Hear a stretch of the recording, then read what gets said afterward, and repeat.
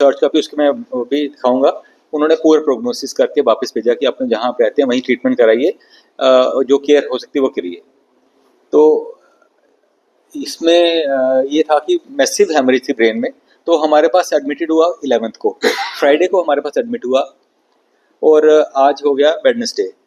Patient manage किया गया, उसको ट्रेकियोस्टमी हुई थी, मीन्स विंड पाइप उसकी काट के ट्यूब डालते हैं, वो पीजीआई से डलवा के आए थे कि ऊपर से सांस नहीं आ रही थी, तो उसको विंड पाइप काट के यहाँ पे उन्होंने पीजीआई वालों ने भेजी थी और हमारे पास 3-4 दिन रहा तो अच्छा स्टेबल था। लेकिन बीच में ऐसे पेशेंट जब डिटोरेट कर जाते हैं कि हमारे एस्पिरेट कर लेते हैं, जो है ना इनको रिफ्लेक्सिस पूरी नहीं होती, जो खाते हैं वही इनकी छाती में चले, उसको एस्पिरेशन कहते हैं। तो एस्पिरेशन हुई तो सुबह, तो उसमें क्या हुआ कि सडनली एस्पिरेशन तो सांस चढ़ना शुरू कर, बिल्कुल वो हो गया, गैस करने लगा। फिर हमारे डॉक्टर ने, एनेस्थीसिया के कंसल्टेंट्स ने देखा, उन्होंने कहा कि इसकी जो ट्रेकियोस्टमी है वहीं से इसको वेंटिलेशन की जाए। वो कल से शुरू, उसकी भी वेंटिलेटर डाला था यहाँ से, वो कल एक दिन पहले का डाला गया था। आज पेशेंट भी डिटेक्ट हुआ सुबह।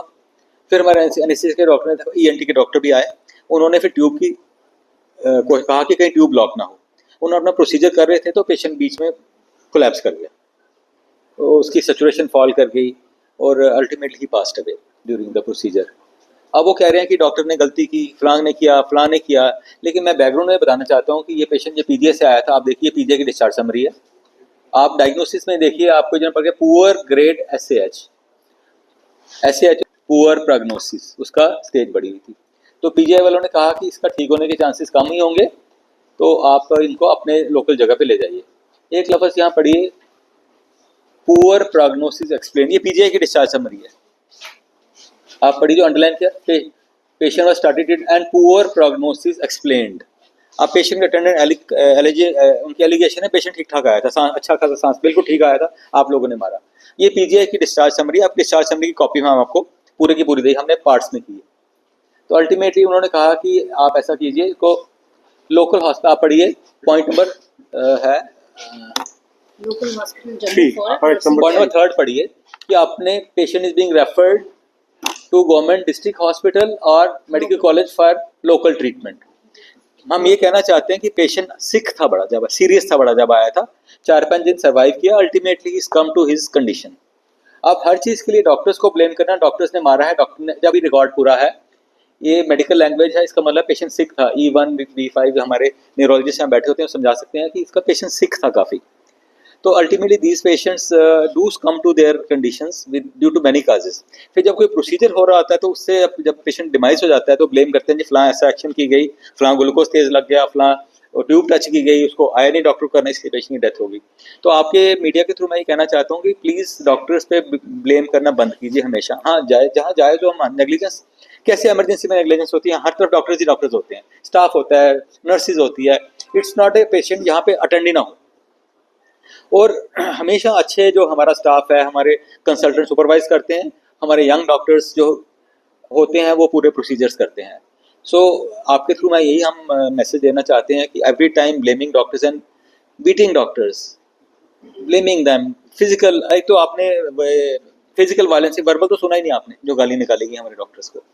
आप किसी भी गवर्नमेंट एम्प्लॉइज को, किसी आपको, अगर आप जर्नलिस्ट हैं, आपको अगर आप काम करते कोई अगर करेगा तो अच्छा नहीं लगता, अगर पीट दे आपको, या सॉरी टू से, या कोई वर्बली अब्यूज़ कर दे, किसी लेडी को कर दे स्पेशली, या आदमी को भी करे, तो this is a torture. So I will request you कि आप सुबह भी आपने मीडिया दिया था, अपनी you heard the other side, so you have heard our side also, you are now balanced people, please ensure that in future also our views taken into consideration.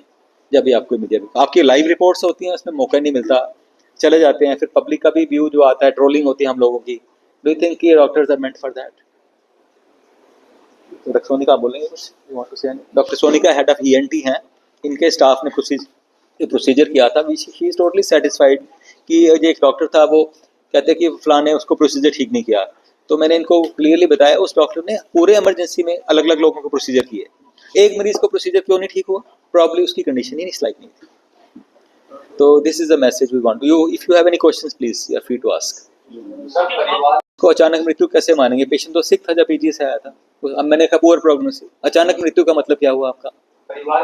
नहीं, मैं एलिगेशन आपने अभी इसके बाद भी आप ये सवाल पूछेंगे तो मैं इसका क्या जवाब दूंगा कि मैंने आपको क्लियरली बताया पीएजीआर ने लिखा पुअर प्रोग्नोसिस पुअर, तो दैट मीन पेशेंट का आगे प्रोग्नोसिस पुअर था, तो अचानक डेथ थोड़ा ही हुई है ये तो पेशेंट आगे डिटोरेट कर रहा था।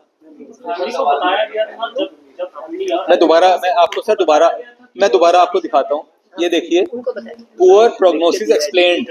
आप देखिए ये पीजीआई का हमारा नहीं है, ये पीजीआई वालों का है। एक्सप्लेन्ड का मतलब क्या हुआ है, पीजीआई वालों का है। जो हाईलाइट किया हुआ वहाँ लिखा हुआ है एक्सप्लेन्ड का मतलब क्या हुआ आपका? पेशेंट को या फिर ट्रेनर को बताया गया था कि ये प्रोसीजर जो है वो डेंजरस हो सकता है। मैं सिक पड़ा हुआ इमरजेंसी में, उसको सीपीआर करना है, पूछूंगा तेरा सीपीआर करना नहीं करना? नहीं मेरी बात सुनिए, पेशेंट सिक था, ही वाज एस्पिरेटिंग गैस्पिंग, तो बताइए प्रोसीजर करने से पहले कंसेंट देते हैं कि वो मैं बता दूं वो होता है वो इलेक्टिव हो। हाँ मैं दोबारा आंसर करता हूँ, अगर इलेक्टिव प्रोसीजर हो उसमें कंसेंट ली जाती है। इमरजेंसी हो, पेशेंट अगर गिर गया, हम कंसेंट लेंगे उसकी? हम जो उठाएं कि नहीं आप बताइए, आप पूछिए, आपको patient we had few seconds actually. जहाँ पे इलेक्टिव होता, जहाँ इलेक्टिव वहाँ पर कंसेंट ली जाती है, जहाँ पेशेंट आगे ही, हाँ जब पेशेंट इमरजेंसी में आता है एक कंसेंट शुरू में ली जाती है कि जो प्रोसीजर करेंगे you give consent for that. Yes, आप हाँ बैक ड्रिप लगानी कंसेंट लो, ट्यूब लगानी कंसेंट लो, ऐसा नहीं होता है। जी सर, हम उसी एलिगेशन पे बात करते हैं। एक छोटा सा सवाल है, जो कैबिन में होते हैं पेशेंट के सीसीटीवी वहाँ नहीं अवेलेबल, अलाउड नहीं होते। अलाउड नहीं होते, क्योंकि आप पेशेंट किस हालत में पड़ा है, मेरा अगर मैं पड़ा हूँ नंगा पड़ा हूँ, मेरे को कैप्चराइज कर रहे हैं तो मैं अपनी फोटो नहीं देना चाहूँगा।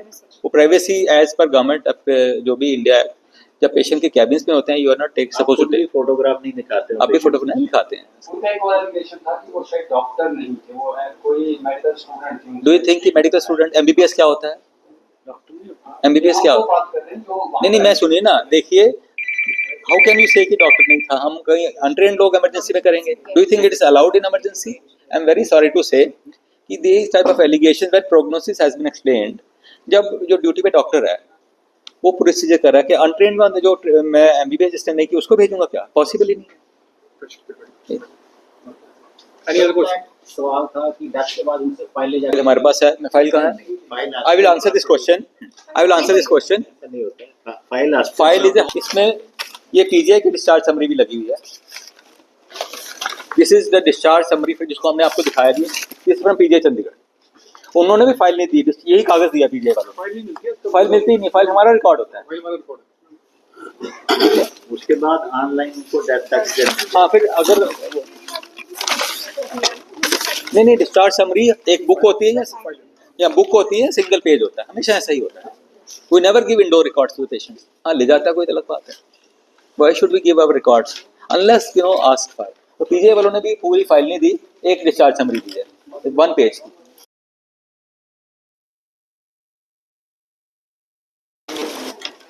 इसी का हमने जो आपको दिखाया है